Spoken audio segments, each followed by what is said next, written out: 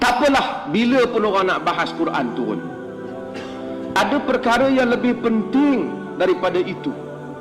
Apa peranan Quran dengan kita? Sebahagian orang macam-macam lah. Alhamdulillah, orang Islam ni hormat Quran. Tapi ada orang hormat Quran dengan cara ambil Quran tak kat dinding ya. Dia pun sendiri kata, kalau kita tanya apa maksud ayat Quran kat dinding tu, tak tahu. Ustaz tu kata gantung ni bagus, dia gantung. Ada orang baca Quran hanya untuk berlagu ya. Dia buat macam-macam lagu. Sehingga kadang-kadang kita tengok cara dia berlagu, kita lihat kesombongan dia ketika dia melagukan Quran. Style tidak dibaca dalam keadaan yang tawadhu. Dibaca dengan gayanya, dilakukan kemegahan dalam bacaan. Itu mengingatkan kita kepada apa yang disebut oleh Abdullah ibn Mas'ud. Abdullah bin Mas'ud kata, "Kaifa antum idza labisatkum fitnah?" Dan riwayat Al-Imam Ad-Darimi, diriwayat juga oleh Al-Hakim dan Al-Mustadrak. Al-Zahabi menyatakan riwayat ini sahih, memenuhi syarat Al-Bukhari dan Muslim. "Kaifa antum idza labisatkum fitnah yahrumu fiha al-kabir wa yarbu fiha as-saghir wattakhadhaha an-nasu 'adat sunnatan fa idza ghayyirat qalu ghayyiratis sunnah." Abdullah bin Mas'ud kata, apa akan berlaku pada kamu nanti apabila kamu akan diselubungi oleh fitnah? Ketika itu orang-orang tua telah pun tua dalam keadaan fitnah. Anak-anak muda ini membesar dalam keadaan fitnah.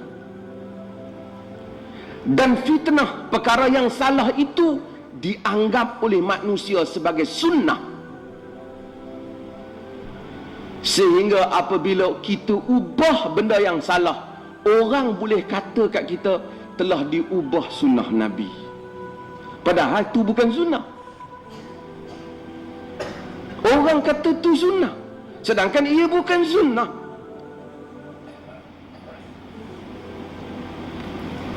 Orang tanya kepada Abdullah bin Mas'ud, "Mata yakunu dhalika ya Aba Abdurrahman?" Bilakah akan berlaku sampai macam tu wahai Aba Abdurrahman? Bila akan berlaku sampai macam tu sekali keadaannya?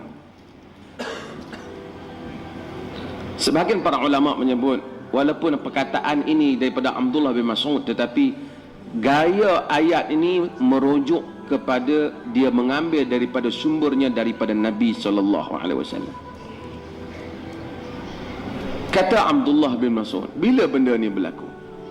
Kata dia, "Idza kathurat qura'ukum wa qalla fuqaha'ukum wa kathurat umara'ukum wa qalla umana'ukum wal tumisatid dunya bi'amalil akhirah."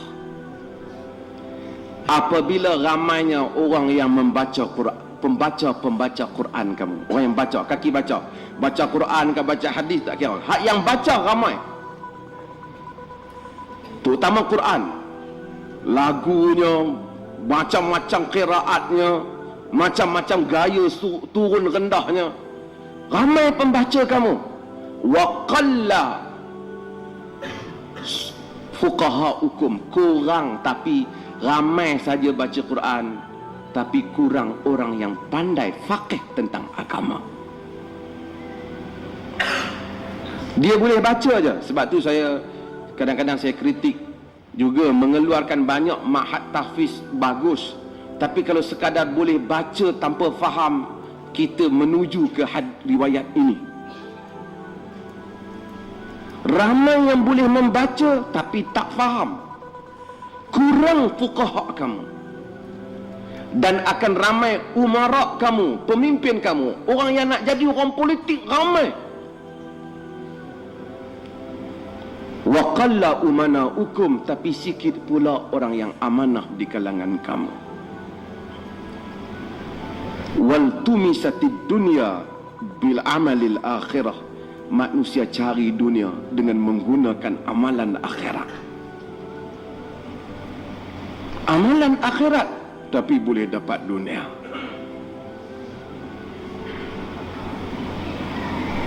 Guna nama agama boleh jadi kaya raya.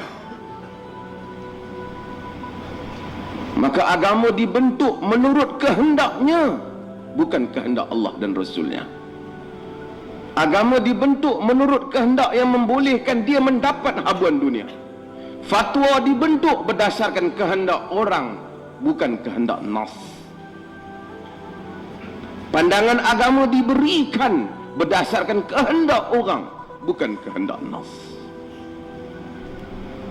Ketika itu fitnah akan merosakkan umat ini. Maka apabila kita membaca Al-Quran, kita kenalah tahu bahawasanya inilah tujuan Quran turun, bukan untuk dijadikan jampi serapah ataupun untuk dihias semata-mata, digantung di dinding. Saya tak kata salah, tetapi tujuan asal penurunan Quran ialah supaya kita semua menjadikannya sebagai petunjuk di dalam kehidupan ini. Dan kita hendaklah baca Al-Quran sehingga kepada suatu peringkat yang membolehkan untuk kita membezakan antara yang benar dan yang salah.